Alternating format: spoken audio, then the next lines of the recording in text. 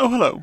In today's video, it's about Warhammer Underworlds, and I'm going to give you some... It's not really a battle report at all, it's vague feedback, I guess, after I've played a game, and share with you my very kind of light touch first impressions.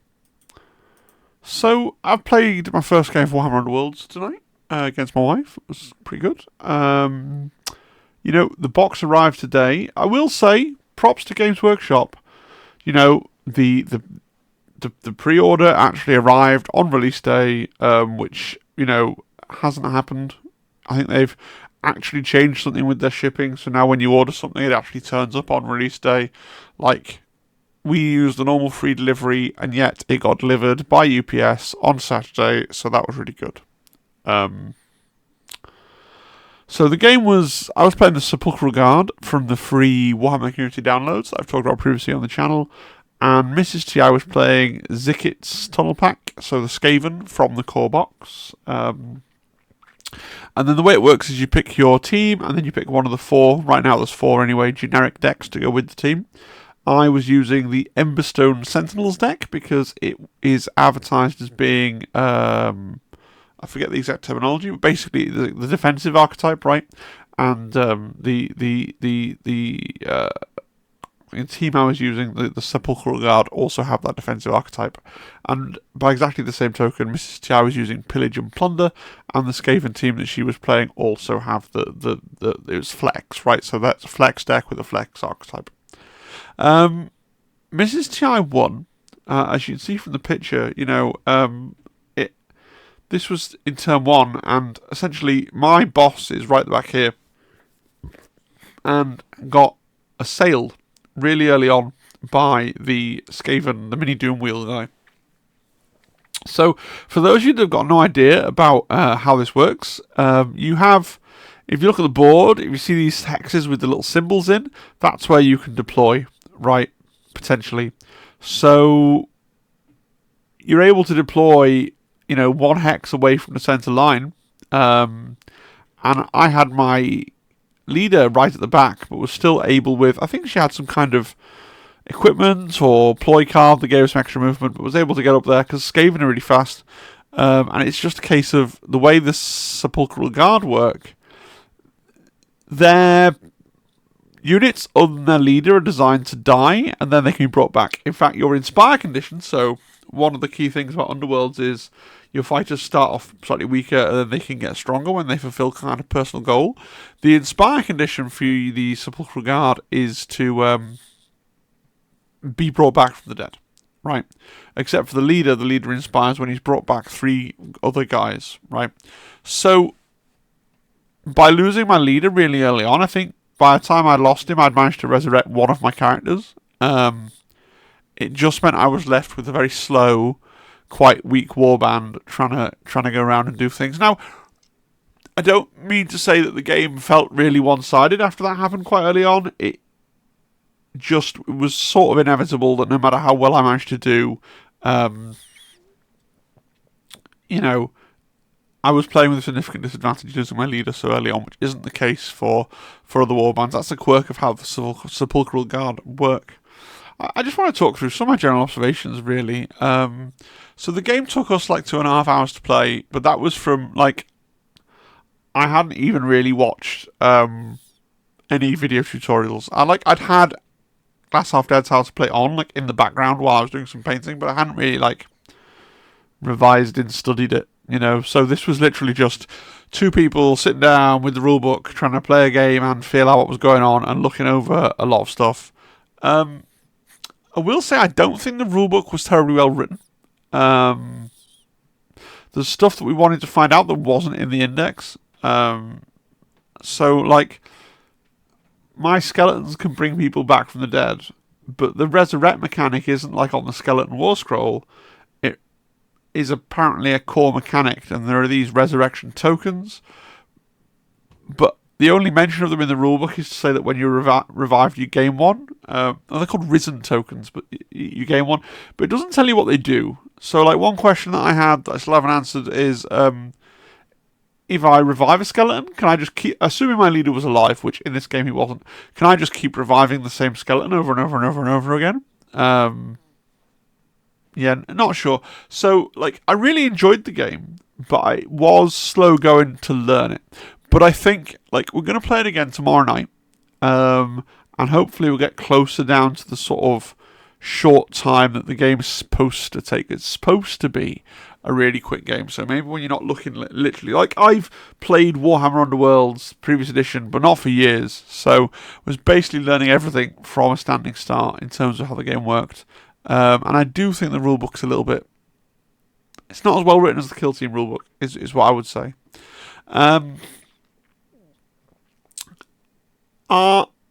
I do think what's really good about this, so you get the core set. It comes with the 4 generic decks in, which you can mix and match with the 2 teams in the core box. Forget the fact that I was using a team from outside the core box for a minute. You play one game, like I played one game, I now have a really good handle of what my deck does, because you will see almost every card in your deck, like potentially every card, or like every card by like 1 in a game.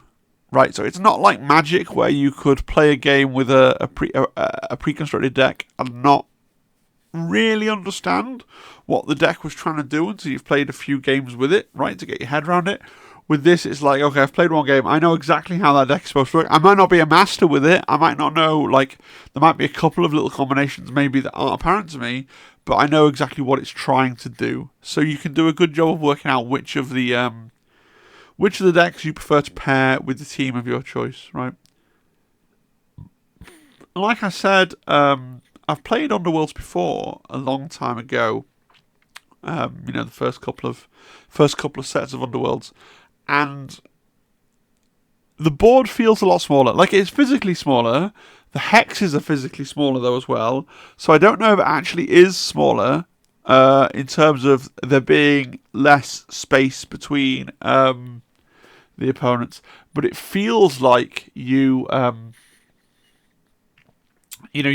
up win fights immediately. I guess one of the big differences is in the previous version of Underworlds, you could, and I did when I played Sepulchral Guard, because they're a very slow team that want to defend a lot. You could position the board so that they were on short edges, so that they were further away from each other, so that there was more time. It was harder for the opponent to get up to you. You have more time to stage in your area, stuff like this. So, it feels a much more frantic game than I remembered it being, which is probably a good thing overall, although it does mean, like, the style of team that I was playing, like a slow-moving, like, defensive team that wants to, like, stand on treasure tokens, many of which are going to be in your own half, versus a much faster team. Like, it just felt like one of the arguments I have about Kill Team backwards and forwards in the Discord now and again with Major Tom is, he advancing this. He's probably not the only one that's ever thought this, but advancing the idea that, like, offensive play is mechanically superior, or should be mechanically superior in any game, and playing defensively should always be a suboptimal strategy if you want the game to feel interactive and fun, essentially, which I can see. But my counterpoint in Kill Team, and it works equally well in this, I think, is just if you have a team or a Kill Team or whatever it is, where the lore and the power fantasy of that team and the way that team is designed is to be defensive, but because your game is, or put it in inverted commas, a well-designed game, it rewards offensive play, doesn't that necessarily mean that things that are geared towards being offensive are going to see more success? I don't know. I've played one game and I'm already trying to be high-minded and ivory tower about it, but, like, yeah, I did enjoy the game, but I did feel it was very, very, very, like, little opportunity to actually kind of think about what you needed to do. You just needed to do it. And also it had, and it has always had, the dynamic objectives that you try and do. So for those of you who've never played Underworlds before, you get a deck, you end up with 20 ploy cards, and 12 objective cards. And you have a hand of 3 of the objective cards and 5 of the ploy cards, right? And those objective cards, it's kind of like if you ever played 40k, where you're drawing the objectives from a deck, and they can change throughout the game. So your objectives change. You might need to stand over here. You might need to stand over there. You might need to do this. You might need to do that. You might need to kill a guy or whatever it might be to score your glory points. And first of all, like there were far more, at least in the 2 decks that we had, there were far more cards that were objectives that you could score immediately, rather than ones that you had to score at the end of each turning point. Effectively, to use the Kill Team lingo, there are 3 turning points, right? With 4 activations per turning point, right? So that makes the game more frantic, because you are scoring things and then immediately drawing another thing, which then changes what you're trying to do with your remaining activations in that turn. So it's a very, very fast-moving, rapidly evolving game. I guess mastery in the game would be, the game on the table, Helen was winning because she was killing my dudes, and you do gain points as well for killing dudes. You gain glory points for killing dudes. But in terms of glory, for a long while, I was managing to draw or have only 1 or 2 glory behind, just because I was like standing guys on treasure tokens and doing things, and because it's not clear until you score it. At any point in this game, it's not clear until you score it what you're trying to do. So it's really hard to counterplay your opponent, right? Because you don't know what they're trying to do until they do it.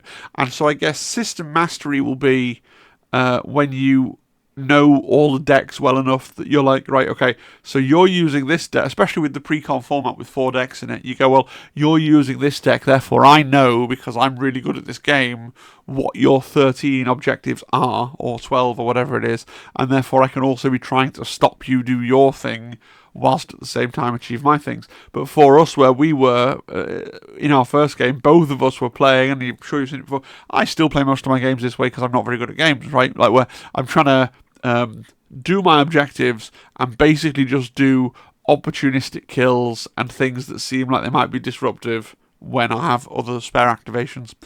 The other thing to say is that the activations thing is interesting.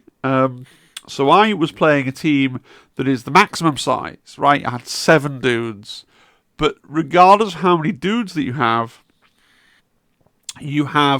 4 activations per turn, effectively, right? So I activate a guy, then my opponent activates, then I activate, then they activate, then I activate, then they activate, then I activate, then they activate, and that's it.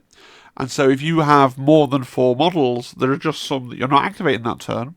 And if you have, the Stormcasts have only 3 miniatures, so their 4th activation has to be with something that they've already activated. Now, what else is really interesting, it's a really different game. So if you move, you can't move again, right? So if you've moved, you get a move marker, and it means that you can't move again. If you've charged, so a charge is a move, as you would imagine, a move and then a fight, right? You can't charge again, you can't move again, or fight again because you've charged.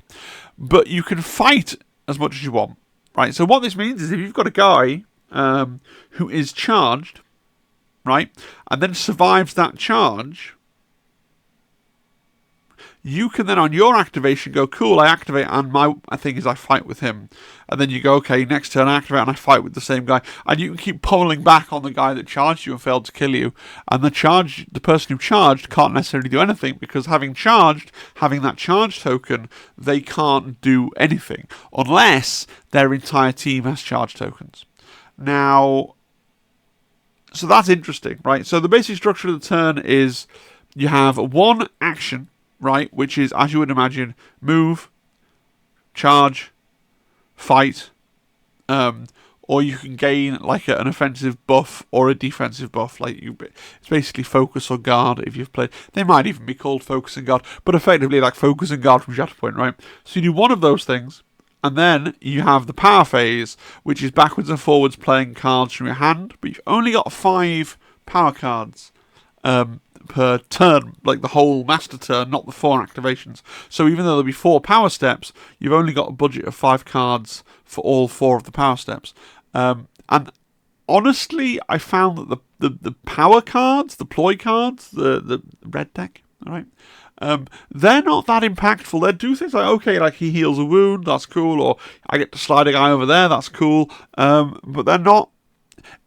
If you think Underworlds is a card game with miniatures, you're wrong. It's a miniature game with some cards, right? The objective cards are far more impactful, but also, if you've been playing like 40k with an objective deck where you draw out random objectives and they change and you have to react to that, it's the same concept, right? You've got 3 of them, and as you score one, you get another one, and you have to do different things.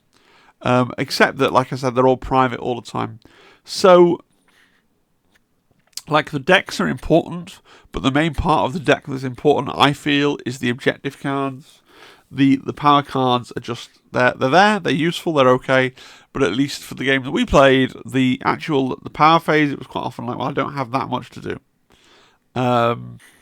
You've got some abilities on your war scroll which is actually tied to your miniatures, which usually gives you 3 one-off abilities, and then maybe some abilities that you can always do. Like, so for my Sepulchral Guard, they have 2 abilities that you can do in the power step every single turn. One is to resurrect 2. Both require your leader to be alive. One is to resurrect 2 guys, and one is to move 2 guys. Right, but then still going to move token, so it still counts as their move, right? So it's a tricky thing to weigh up.